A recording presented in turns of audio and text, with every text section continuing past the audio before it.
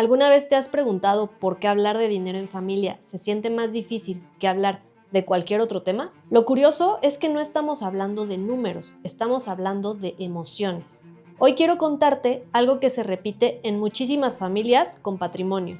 7 de cada 10 miembros reconocen que tienen dificultades en asuntos financieros dentro de su propia familia.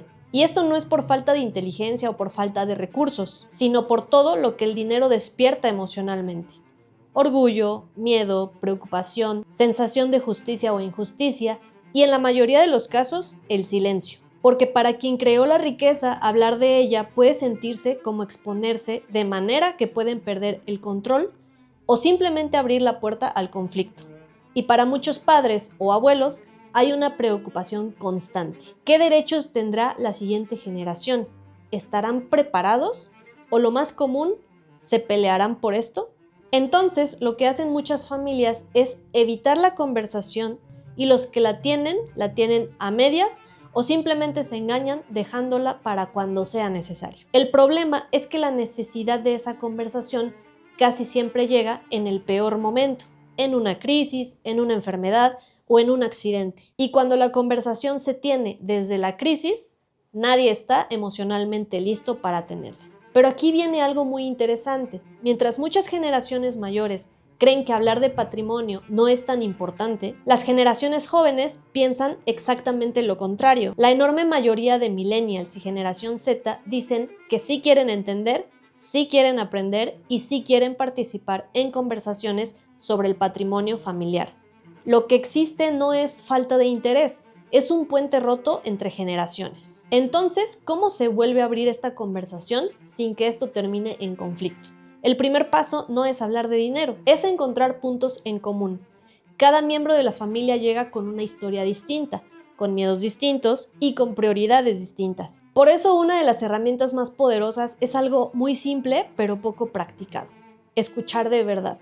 Escuchar sin interrumpir, escuchar sin juzgar, escuchar para comprender y no para responder. Cuando las familias logran escucharse profundamente, empiezan a descubrir algo clave: sus valores compartidos. Porque claro que todos tenemos valores distintos, pero también hay valores que se repiten, como la responsabilidad, el esfuerzo, la seguridad, entre otros. Y cuando esos valores se ponen sobre la mesa, muchas familias construyen algo muy poderoso: la misión familiar, que no se trata de un documento bonito, se trata de trazar el camino para tomar las decisiones patrimoniales. Ahora, otro punto que ayuda muchísimo a fortalecer estas conversaciones son las experiencias compartidas. Por ejemplo, tradiciones familiares multigeneracionales, viajes donde conviven abuelos, padres e hijos, momentos que se repiten año con año o incluso proyectos filantrópicos en conjunto, donde la familia decide cómo contribuir a su comunidad. Esto no solo fortalece este vínculo, también enseña responsabilidad, propósito y administración del patrimonio.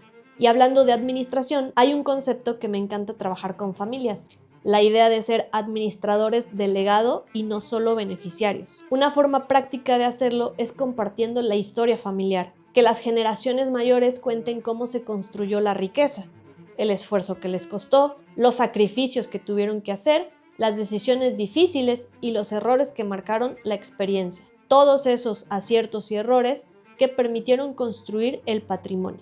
Cuando los jóvenes entienden de dónde viene el patrimonio, dejan de verlo como que nació de la nada o como si solo fuera un cajero automático y empiezan a respetarlo como algo que se cuida, porque nadie cuida lo que no entiende y mucho menos lo que no construyó con su propio esfuerzo. Algo importante es que muchas familias intentan tener estas conversaciones solas y se bloquean. Por eso en muchos casos es muy útil contar con un tercero de confianza: el banquero, un asesor o simplemente alguien que ayude a mantener la conversación sana, ordenada y productiva. No para decirle a la familia qué hacer, sino para ayudar a que todos puedan hablar y ser escuchados. Y aquí va la reflexión más importante de todo.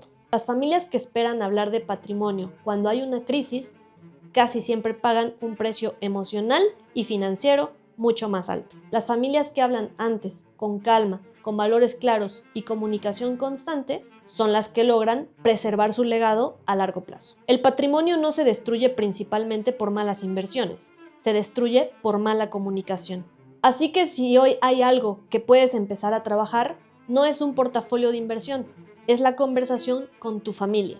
Porque la verdadera riqueza no es solo lo que se hereda en dinero, sino lo que se hereda en valores, preparación y unión familiar. Y ahora te dejo una pregunta para reflexionar. ¿En tu familia se habla de dinero como un problema o como un proyecto de legado?